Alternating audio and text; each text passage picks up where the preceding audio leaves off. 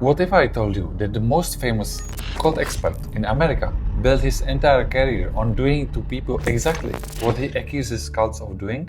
Controlling their behavior, controlling their information, controlling their thoughts, and manipulating their emotions. Except he didn't just do it psychologically, he did it physically, with ropes in locked rooms, for days and weeks. And the really disrupting part? He was never convicted. Instead of going to jail, he rebranded as an expert. His name is Steven Hassan. Let me show you. Okay, so to understand how we got here, we need to go back, way back, to the early 1970s. America is in the moment of cultural chaos. Vietnam is ending, Watergate is happening, and a whole generation of young people is questioning everything their parents believed, for a reason. And some of these young people, college kids mostly, they're joining new movements their parents have never heard of. The Moonies, the Hare Krishnas, the Children of God. But it was not only about their religions or spiritualism, self-development groups, social development groups, social and political activism, fighting for a better future. And the parents are freaking out. You know how it is, your kid comes home with a new haircut, you panic. Now imagine they come home with a completely new mindset. Now here's where you'd expect the story to go in a certain direction, right?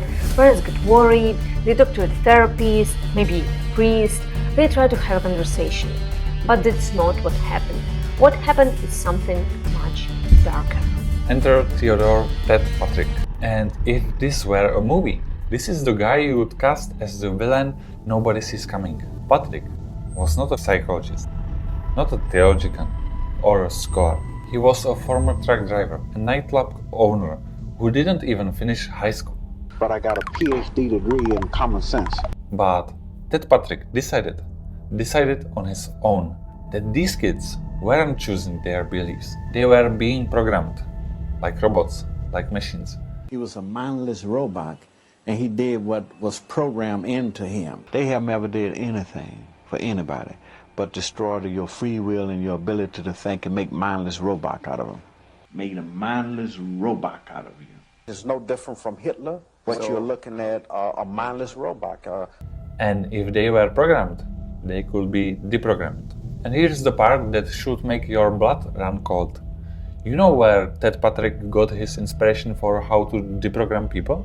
From Korean War prisoner of war camps. He literally looked at what communist captors did to American soldiers. The isolation, the sleep deprivation. They didn't let me sleep at all for the first few days. And then after, from what I remember in my memory, after, I'm not sure how many days it was, they'd let me sleep for like an hour. And so they'd take me from the chair and put me on the bed and tie me to the bed and let me sleep for like an hour, maybe an hour and a half. I was lucky. The psychological torture, the forced confessions. And he did the same to American citizens who believe the wrong thing, according to him, of course. The methodology went like this, and we are getting this from court records and academic documentation. Step 1. Capture. Physically grab the person off the street, out of their home. Throw them in a van. Step 2. Control. Take them to an isolated location, a motel room, a cabin in the woods. Tie them up. Handcuff them to beds. Step 3. Disinformation. Surround them with hostile people who attack everything they believe. Step 4. Deprivation. No sleep, limited food, no privacy, no phone calls. Step 5. Coercion. Keep going until they break, until they say the words, "I was brainwashed," until they renounce their own faith out of sheer exhaustion and despair. And here's what really gets me. Patrick didn't hide this. He bragged about it. He claimed to have performed over 2,000 of these deprogrammings by 1980. 2,000! And it was no charity. He charged fortunes for it. In one documented case from 1980, the parents of a 35-year-old teacher named Susan Wirth paid Patrick $27,000 in 1980 money. That's like 80-something thousand today. And what did they get for their money? Their adult daughter was kidnapped, gagged, and handcuffed to a bed for 2 weeks. And her crime? She had political beliefs her parents didn't approve of. Not even a religious group. political activism. Let that sink in for a second. We're not talking about rescuing someone from a burning building. We're talking about hiring a man without a high school diploma to kidnap your adult child and torture them until they agree with you. And this man, this truck driver turned kidnapper, he's the one who planted the seed. He built the blueprint. Everything that came after, every cult expert on TV, every best-selling book about mind control, every government crackdown justified by the word brainwashing, it all traces back to this guy, to a van, a motel room, and ropes. Today we see the same method just being transformed, but we'll go deeper into this later. But Ted Patrick was just the beginning, because his most talented student, the one who would take this whole operation mainstream, who would give it a scientific name and a best-selling book and a spot on CNN, he was about to enter the picture. The year is 1974. Steven Hassan is 19 years old, a poetry student at Queens College in New York. Picture it, a kid from Queens, probably writing you a bad poetry about love and the meaning of life, and he gets into the Unification Church, Sun Myung Moon's organization, the Moonies, as media call them. Now Hassan spent about 2.5 years in the group. He became a team leader, specifically a fundraising team leader for younger members. Not exactly a high-ranking position, but he was involved, he was committed. But in 1976, his parents make a decision to hire professional deprogrammers, and these deprogrammers seize him. What follows is 5 days. 5 days of isolation, 5 days of intensive psychological pressure, the full Ted Patrick playbook. And at the end of those 5 days, 22-year-old Steven Hassan renounces his faith and declares that he was brainwashed. Now, pause. Let's be fair here. Let's look at this from every angle. Was Hassan's experience in the Unification Church genuinely harmful to him? Maybe. We will never know. People doing bad things to others can be found in nearly every organization. Yet, later on, Hassan tends to exaggerate his role in the Unification Church to boost his reputation as an expert on cults. Strangely enough, people leaving a group, the so-called renegades, are often trusted as a reliable source of information. Imagine your ex taken as the most trustworthy source about you, but more about this phenomenon later. Here is what matters for our story.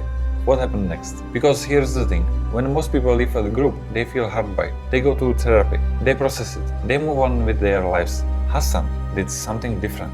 The very thing that was done to him, the kidnapping, the confinement, the psychological coercion, he didn't say that was wrong and it should never happen to anyone else. He said, I can do that too. By 1979, he'd founded his own organization, X-Moon Incorporated, a professional deprogrammer hired by families to do to other people exactly what had been done to him. It's like someone who was mugged becoming a mugger, because experience rewired how they saw the world. They came out of it genuinely believing that the violence done to them was justified, and that gave them permission to do it to others. And here's the detail that most people miss, the one that changes everything about his credibility. The timeline of his education versus his career. Hassan operated as a leading cult expert, advising families, appearing on television, testifying in courts, for decades before he had the academic credentials to back it up. His master's degree in counseling psychology, 1985. That's 9 years after he started deprogramming people. His license as a mental health counselor, 1992. That's 16 years in. His PhD, 2021, at age 67. After more than 4 decades of being called America's leading cult expert. And here's something else that scholars point out, something that goes right to the heart of Hassan's credibility. His entire career, his entire worldview rests on the testimonies of people who left groups and felt angry about it. Former members, ex-members, renegades, people like Hassan himself. The sociologists who've actually studied this phenomenon have found something uncomfortable. The testimonies of ex-members are among the least reliable sources of objective information about any group. And it's not because these people are lying. is because of how memory and identity work. When someone leaves a group in a hostile way, especially if they've been through deprogramming, where they've told for days that everything they experienced was manipulation, their memories literally reshape to fit the new narrative. The good moments get interpreted as love bombing. The sense of purpose gets reframed as thought control. The friendships become trauma bonds. Everything gets filtered through the lens of I was a victim, because that's the story they were given during deprogramming, and that's the story that makes sense of the pain of living. Scholars like Massimo Introvigne have documented this extensively. He describes it as a paradox. The anti-cult movement uses ex-member testimony as its primary evidence, but ex-members who've been through deprogramming or exit counseling are the least objective witnesses possible, because they've been coached, intentionally or not, to reinterpret their entire experience as abuse. It's like interviewing only divorced people who went through bitter custody battles and using their testimony to conclude that all marriage is a form of captivity. You'd get dramatic stories, you'd get intense emotions, and you'd get a picture that has almost nothing to do with the reality of most marriages. And yet that's exactly the evidence base that Hassan built his career on. And it's exactly the evidence base he used for his PhD dissertation in 2021, a survey of self-selected ex-members who already believed they were victims. No control groups, no comparison, no perspective from people who had positive experiences in the same groups, just the angry, the hurt, and the coached. So for the most critical years of his career, the years when he was physically kidnapping people, the years when he was building his reputation, the years when the media was introducing him as an authority, his only qualification was, I was in a group for 2.5 years, and then I was deprogrammed. That's it. That was the entire resume. A personal experience, not science, not academic training, not peer-reviewed research, an experience. And a willingness to believe that his experience represented universal truth, when scholars have shown it represents one of the most biased perspectives possible. As one scholar put it, and this is from a detailed academic analysis, Hassan's authority does not come from long academic training or from decades of scholarly research. It comes from something far more controversial, his past as a deprogrammer. But a personal story and a willingness to kidnap people, that's not enough to build an empire. For that, you need infrastructure, you need an organization, and you need money. And in the 1980s and 1990s, the anti-cult movement had one. It was called the Cult Awareness Network. And if you think the story so far has been disturbing, you haven't heard anything yet.